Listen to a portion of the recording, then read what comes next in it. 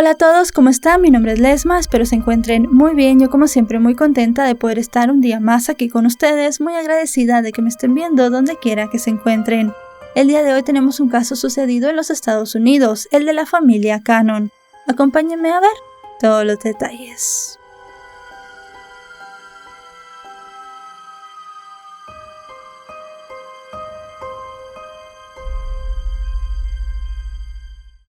Kelly Elizabeth Sanders nació el 4 de abril de 1967 en Estados Unidos, del matrimonio entre Diane Sanders y un cirujano plástico, el cual tuvo 2 hijos más, Brett Sanders y otro cuyos datos se desconocen. La pequeña creció entre verdes colinas en un área al sur del centro de Nashville. Era una niña hermosa, dulce, divertida y brillante, que siempre destacó en la escuela por su inteligencia y sus condiciones atléticas. Cuando salió de la secundaria a los 17 años, se coronó como la reina del baile de graduación. Kelly se abrió camino en la universidad y luego en el trabajo de posgrado. Para 1989 trabajó como subsecretaria de prensa del exgobernador Ned Raymawerter para la NASA en el Centro Espacial Marshall en Huntsville, Alabama, donde hizo una gran amistad con Pamela Brady, quien era asistente administrativa. Posteriormente, en 1995 dejó el empleo y se inscribió en la Escuela de Medicina de la Universidad de Lipscomb, como lo habían hecho su padre y sus hermanos anteriormente, y mientras tomaba los cursos de premedicina, trabajó en la oficina del forense local. Fue en ese entonces cuando comenzó a salir con un hombre llamado James Malcolm Cannon, a quien había conocido en la escuela secundaria privada Harpeth Hall, donde estudiaba la hermana menor del joven llamada Anna Catherine Cannon. James nació el 14 de enero de 1964 en Nashville, en el condado de Davidson, en Tennessee, Estados Unidos, producto de la unión entre Sylvia Cannon y James Ladon Cannon. Era como un niño pequeño, al que le encantaba cazar, pescar y divertirse. Creció en internados y se graduó de la escuela Brandon Hall. Luego estudió leyes en la Facultad de Derecho de la Universidad de Samford en Birmingham. Trabajó durante un tiempo como abogado de divorcios en el bufete de Bar Durham en Nashville, al cual renunció por una demanda. Era un hombre sociable, extrovertido, divertido, con un irónico sentido del humor y tenía muchos amigos.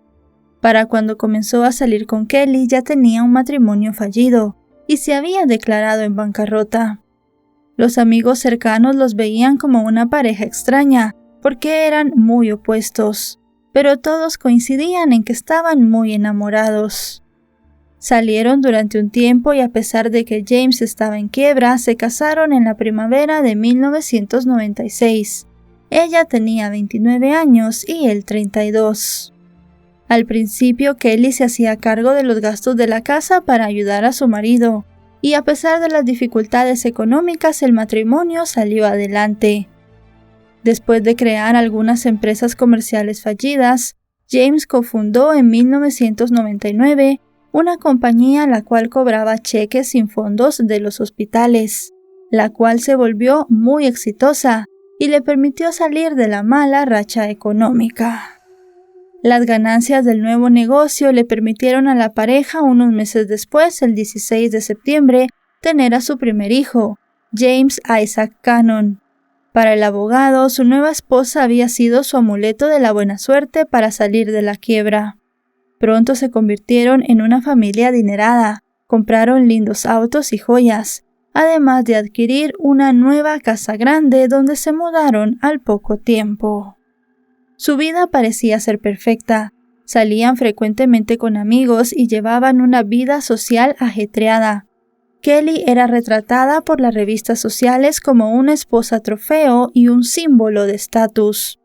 Para ese momento la mujer ya había dejado la escuela de medicina y se dedicó a remodelar la nueva vivienda y criar a su hijo Isaac. Posteriormente, en 2001, la pareja tuvo a su segundo hijo, Augustus Stanford Cannon. 2 años después, en 2003, en medio de algunos arreglos de construcción de la nueva vivienda, Kelly se cayó y se lastimó la espalda. El médico le recetó potentes pastillas para el dolor, de las cuales se volvió dependiente, y la enviaron a una espiral de adicción. Para el año 2005, Kelly seguía consumiendo medicamentos para el dolor como una droga, y pronto comenzó a mezclarlos con alcohol. Esto hizo que la mujer tuviera distintos episodios psicóticos, y evidentemente el matrimonio comenzó a fragmentarse.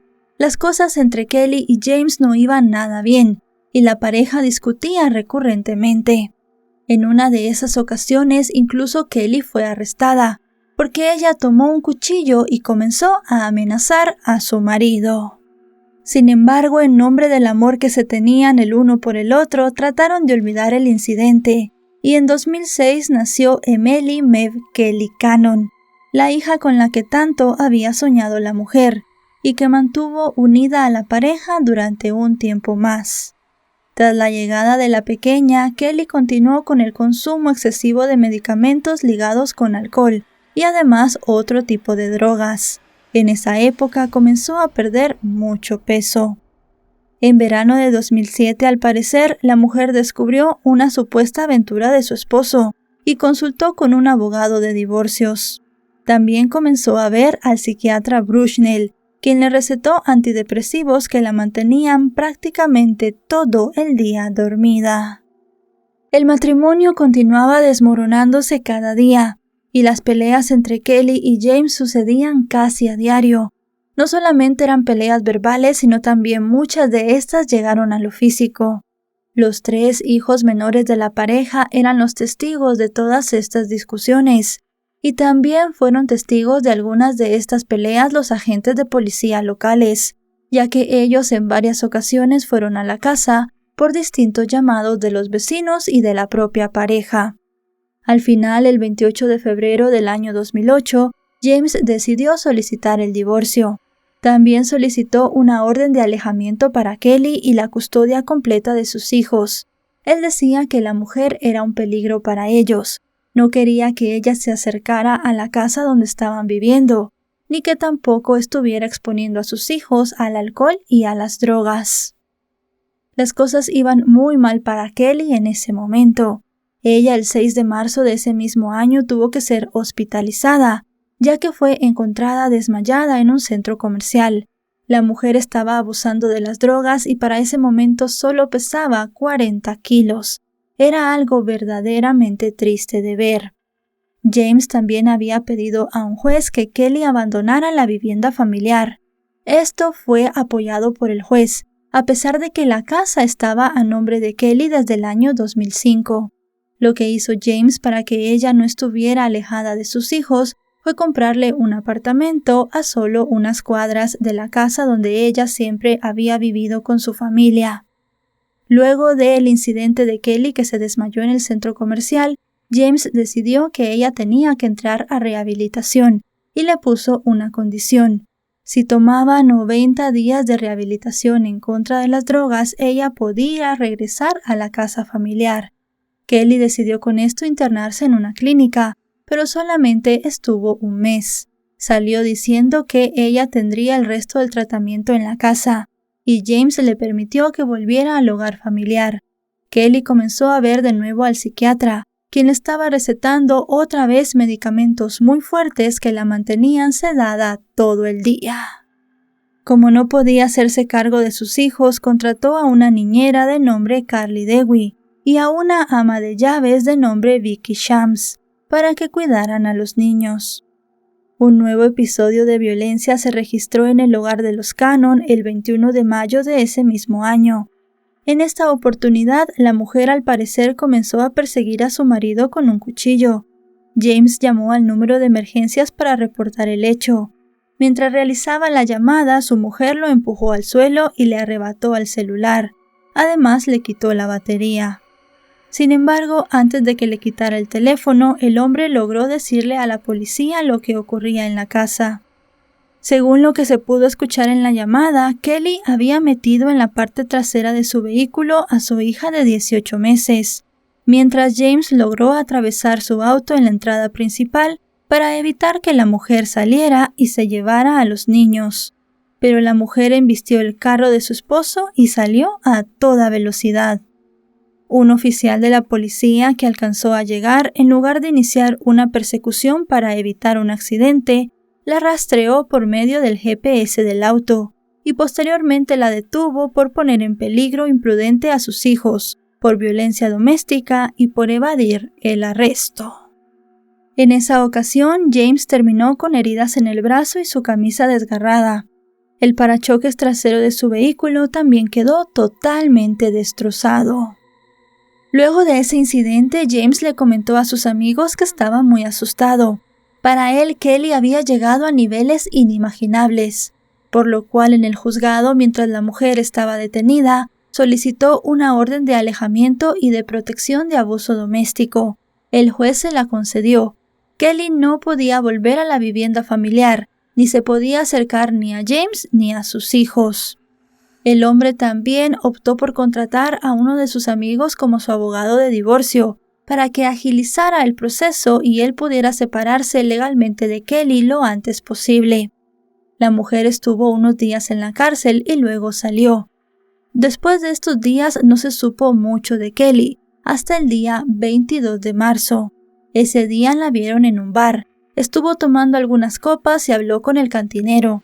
El cantinero comentó que la mujer le dijo que su esposo era un mal hombre, que la estaba engañando y que quería quitarle a sus hijos.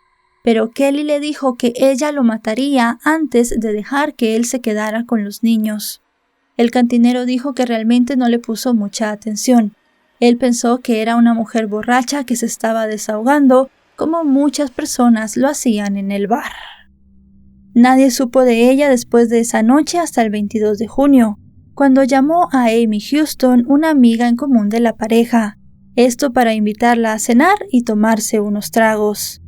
Acordaron de verse a las 9 de la noche en un restaurante en Nashville. Sin embargo, Kelly no llegó a la hora acordada. Llamó a su amiga y le dijo que se había retrasado porque se cortó al afeitarse y debía pasar por una tienda por una curita.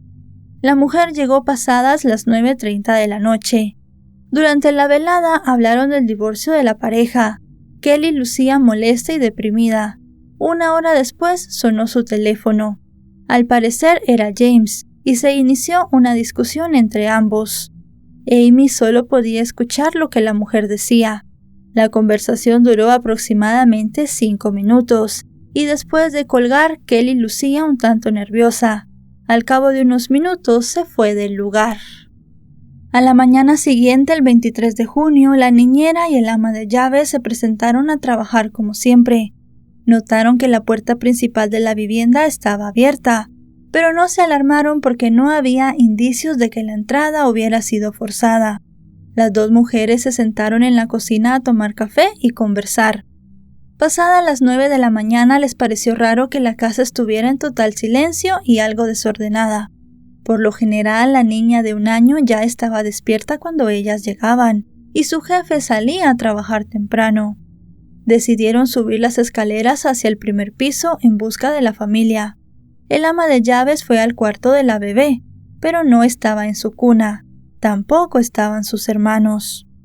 La mujer se percató que había varias cosas fuera del lugar en la casa, entre ellas una copa de vino y un bote de basura volcado en el baño principal, además de una cómoda en el baño de los niños. Encontró también una toalla ensangrentada junto a una de las camas. Tomó el trapo con el resto de la ropa sucia y los metió a lavar. Colocó la copa en el fregadero de la cocina y le dijo a la niñera que no había nadie en la casa. Las dos pensaron que probablemente uno de los pequeños se había lastimado y cortado, y por eso todos se habían ido al hospital. Vicky, el ama de llaves, luego de esto le pidió a la niñera que subiera con ella a la planta donde estaba la habitación de los niños. Quería organizar algunas cosas y se dio cuenta que había un mueble bloqueando el armario de los pequeños. Las dos mujeres con mucha fuerza movieron este mueble, y cuando abrieron el armario se encontraron con algo terrible. Dentro de este estaba James. Su piel y sus manos estaban muy oscuras. Las mujeres entraron en estado de shock, y lo único que pensaron fue en volver a cerrar el armario. No sabían exactamente si James se había desmayado o estaba sin vida. Unos minutos después, luego de salir de este estado de shock, ellas volvieron a abrir el armario y corroboraron que en efecto su jefe estaba muerto tirado en el suelo del mismo. Rápidamente decidieron llamar al número de emergencias y una patrulla de policías se apersonó en la escena luego de unos minutos. Comprobaron en efecto que James había perdido la vida. Se dieron cuenta que el hombre tenía distintos golpes en su cuerpo y marcas de abrasiones, lo cual para ellos representaba que él había sido arrastrado por las alfombras de la casa. Dentro del armario había un cable de teléfono, el cual tenía sangre presuntamente de la víctima. También se encontró un bote de lejía y un pedazo de un guante de látex. Revisando las otras habitaciones de la casa, los agentes encontraron botellas de vino y latas de cerveza, también copas usadas. En el patio de la casa había otro par de guantes de látex, muy parecidos al pedazo que se había encontrado en el armario. Primero se pensó que la muerte de James había sido parte de un robo que había salido mal, pero esa hipótesis se descartó en la misma escena, ya que en la habitación del hombre se encontró su reloj marca Rolex y también varias joyas que estaban intactas. Los investigadores se percataron que la esposa de James y sus 3 hijos no estaban por ningún lado. En ese momento llegó la madre de Kelly, quien se enteró de la muerte de James por medio del ama de llaves. La mujer dijo que probablemente los niños se encontraban en el apartamento que James le había alquilado a su mujer. La policía fue al departamento y aquí encontró a Kelly y a sus hijos, quienes estaban jugando un videojuego. Los pequeños fueron llevados a una habitación, mientras la policía interrogaba a su madre. Un detective le preguntó a la mujer dónde había estado la noche anterior, y ella contestó que había ido a cenar con una amiga, y en medio de la velada recibió una llamada de su esposo angustiado, quien le dijo que lo estaban amenazando. La mujer declaró que luego de esa llamada, acudió a la casa pasada la medianoche, y como la puerta trasera estaba abierta, entró. Dijo que vio algunas luces encendidas y se dio cuenta que su esposo había bebido porque encontró varias botellas vacías. Señaló que primero fue a ver a su hija más pequeña porque estaba llorando y luego revisó la oficina de su esposo donde solía dormir, pero él no estaba ahí. Posteriormente revisó a los niños que dormían en el dormitorio principal. El cuarto de los pequeños estaba desocupado, pero era obvio que James había dormido allí, porque su maletín y sus anteojos estaban en la habitación. Comentó que siguió llamándolo, pero no respondió. Pensó que algo malo había pasado y sintió que tenía que sacar a sus hijos de la casa. Empacó una maleta para su hija menor con pañales, biberones y otras cosas, y se llevó a los niños a su condominio, que como ya sabemos quedaba cerca de la residencia. El funcionario le preguntó por qué no había llamado a la policía, y ella dijo que no sintió la necesidad de hacerlo. Admitió que tenía problemas en su matrimonio, porque James nunca le prestó atención ni a ella ni a los niños, y dijo que éste había solicitado el divorcio. Aproximadamente 1 hora después de esta declaración, el oficial le dio la noticia sobre el fallecimiento de su esposo, y la mujer parecía conmocionada por la noticia. A pesar de ser una posible sospechosa, los investigadores pensaron que no había forma que esa pequeña mujer, que apenas pesaba 40 kilos, pudiera haber dominado a su esposo, que pesaba casi 90. El jefe policial declaró que el asesinato de James era sospechoso y sería investigado hasta dar con el responsable. Tras la muerte de James, un tribunal designó a su hermana Anna como tutora de sus 3 hijos pequeños. La abogada Jennifer Evans de Springfield fue la protectora designada por el tribunal, mientras que Jean Stewart del condado de Davidson fue nombrada como cuidadora de sus intereses de propiedad. Kelly en ese momento inició una demanda legal por la custodia de sus hijos y contrató a los abogados Peter Striance y Andrew Kate para representarla en esos trámites y en las audiencias relacionadas con el testamento de James, quien según los juristas había nombrado a la mujer como su ejecutora. Los abogados de Kelly dijeron que la mujer estaba devastada, primero por haber perdido la custodia de sus hijos y segundo por haber perdido al que todavía era su esposo en circunstancias tan extrañas. Mientras todas estas batallas legales se daban, se dieron los resultados de los exámenes forenses del condado para el cuerpo de James. En esto se determinó que el hombre había muerto por estrangulamiento. Y con el hecho de que terminaran los análisis forenses y el cuerpo fuese dado a los familiares, empezó otra pelea legal. Los familiares de James habían decidido cremarlo, pero Kelly presentó una moción para que ellos no hicieran esto. Según la mujer, la familia de James la había excluido del velatorio y no le habían dado tiempo para poderse despedir de él. El juez determinó que la hermana del hombre era quien tenía que decidir qué se iba a hacer con el cuerpo. La hermana de James decidió que de igual forma lo iban a cremar, pero eso sí, le dio a Kelly 1 hora y media con el cuerpo de su hermano para que ella pudiera despedirse. Esta pelea pareció muy extraña a muchas personas, pero describieron que había sido idéntica al matrimonio que habían tenido Kelly y James. 3 días después del homicidio, Kelly fue arrestada por 3 cargos de desacato criminal, por violar la orden de protección al tener a los niños de 9, 7 y año y medio bajo su custodia. Se le fijó una fianza de $45,000, la cual pagó y salió en libertad. Los pleitos entre la familia de la víctima y Kelly continuaron. Se supo que el 28 de junio los allegados de James llamaron a la policía para que acudiera a la residencia familiar. En esta estaba el abogado de Kelly con un cerrajero, y estaban intentando cambiar las cerraduras de la casa. Los oficiales llegaron al lugar para asegurarse que la discusión verbal entre ambas partes no se saliera de control. El abogado de Kelly aseguró que la residencia estaba a nombre de su clienta desde octubre de 2005 y le aconsejó que cambiara las cerraduras para evitar que la familia de James sacara más artículos de la casa, ya que los días anteriores habían ingresado a la propiedad y se habían llevado el vehículo Mercedes de James, entre otros artículos. Los agentes recomendaron que llevaran el asunto civil a los tribunales. Los investigadores comenzaron a interrogar a todos los posibles sospechosos, incluida la joven con la que David había tenido un romance en el año 2007. Ella dijo que en efecto habían tenido una aventura, pero en ese momento ya no tenía nada que ver con él y además tenía una coartada sólida. Otra persona a la que interrogaron fue a un hombre llamado David Dingler.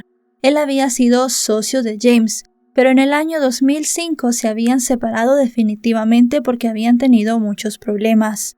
La policía consideró a David un sospechoso no solamente por estos problemas, sino porque había trabajado en una fábrica de guantes de látex por más de 12 años. Al interrogarlo, él negó tener cualquier vinculación con el asesinato de James. Parecía honesto, así que lo dejaron ir. Los agentes también hablaron con la amiga de Kelly, con la cual ella estuvo cenando la noche del asesinato de James. La mujer dijo que esto era verdad, que ellas habían estado en el restaurante, y que también era cierto lo de la llamada de James. Eso sí, ella dijo que en esa llamada Kelly lo había amenazado, y la mujer se había ido muy enojada del restaurante. Con este testimonio, la policía puso sus ojos en la viuda. Investigaron un poco en el centro psiquiátrico donde ella estuvo recluida y se dieron cuenta que había tenido aventuras con varios de los internos. Unos días después fueron hasta la casa de la mujer. Llevaban una orden para revisarla. Querían ver si dentro del hogar había alguna prueba que pudiera guiarlos en la investigación. Ella no estaba cuando ellos llegaron. Unos minutos después apareció con un hombre que dijo que era un amigo, pero cuando este sujeto vio a la policía se fue inmediatamente. Los agentes le pidieron a Kelly la ropa que tenía puesta el día del asesinato de James y se pusieron a revisar la casa. Dentro de la misma encontraron una caja de guantes de látex idénticos a los hallados en la escena del crimen. Al preguntarle por los artículos, ella dijo que no recordaba haberlos comprado. Posteriormente al allanamiento, los agentes buscaron tiendas cercanas a la vivienda, donde la mujer pudo comprar los guantes, y dieron con un supermercado cercano. Los funcionarios revisaron las cámaras de seguridad del local. Las imágenes de los videos visualizaban a la mujer a las 11 de la noche del día antes del homicidio, tomando la caja de guantes y saliendo de la tienda sin pagar. Luego de esto, el laboratorio donde fue enviada la evidencia recopilada en la escena determinó que el análisis científico realizado a la punta del guante de látex hallado cerca del cuerpo de la víctima tenía en su interior ADN de Kelly y en el exterior la sangre de James. Los análisis de la ropa de la mujer arrojaron que tenía restos de lejía. Esta sustancia había sido usada para limpiar las huellas en la escena del crimen. Basados en la evidencia recabada y en las investigaciones realizadas durante casi 2 semanas, el 10 de abril la policía detuvo a Kelly por el asesinato de James. La aprehensión se realizó en la casa de su madre, ubicada al oeste de Nashville, donde la mujer se había mudado días después del homicidio. El 2 de septiembre fue acusada de asesinato en primer grado y se fijó una fianza de $500,000. Durante su interrogatorio, la detenida ratificó que estuvo en la casa la noche antes del homicidio, pero aseguró que era inocente y no sabía quién podía haber matado a James. Pese a que su abogado dijo que ella se declararía inocente, la fiscalía dijo que tenían pruebas suficientes como para acusarla. La mujer pagó la fianza y salió. Se fue a vivir a la casa de su madre, donde estuvo monitoreada con un brazalete. Kelly tenía que estar en un estricto perímetro, pero en febrero del año 2009 ella tuvo problemas con este brazalete. La mujer se cortó el dispositivo de la pierna y desapareció durante 2 horas. Cuando regresó a la casa de su madre, ella no dijo dónde había estado ese tiempo, y la policía decidió que lo mejor era llevarla a la cárcel para que ella esperara su juicio en este lugar. 4 meses después, el 19 de junio, los tutores a cargo de los 3 hijos de James y Kelly, junto con la tía que tenía la custodia, presentaron una demanda de daños ante el tribunal de circuito. Esto en contra de Kelly por el monto de $40 millones por el presunto asesinato de James. A mediados de abril de 2010, la acusada presentó una moción para suprimir las declaraciones dadas a la policía luego de su arresto en 2008 y eliminar las pruebas incautadas durante 3 allanamientos, así como los exámenes de expertos realizados en la escena del crimen. Esta petición fue rechazada por el tribunal de primera instancia. Finalmente, el 26 de abril inició el juicio contra Kelly Cannon, quien tenía 43 años en ese momento. El juicio se dio en el Tribunal del Condado de Davidson y estuvo precedido por el juez Cheryl Blackburn. El primer testigo en subir al estrado en el juicio por parte de la fiscalía fue el hijo de Kelly y James, quien tenía 11 años en ese momento. Isaac relató lo que recordaba de la noche del asesinato de su padre. Él dijo que él se había ido a dormir con su hermano a la recámara principal. Muchas noches ellos solían dormir aquí. A la 1 de la mañana, su madre llegó a la casa y lo despertó. Le dijo que se tenían que ir lo más rápido posible. El pequeño Isaac contó que ya sus 2 hermanos menores estaban listos, y él empacó algunas cosas. Le dijo a su madre que iría a su habitación, que fue donde se encontró el cadáver de James, para llevarse una almohada, pero ella le prohibió entrar allí.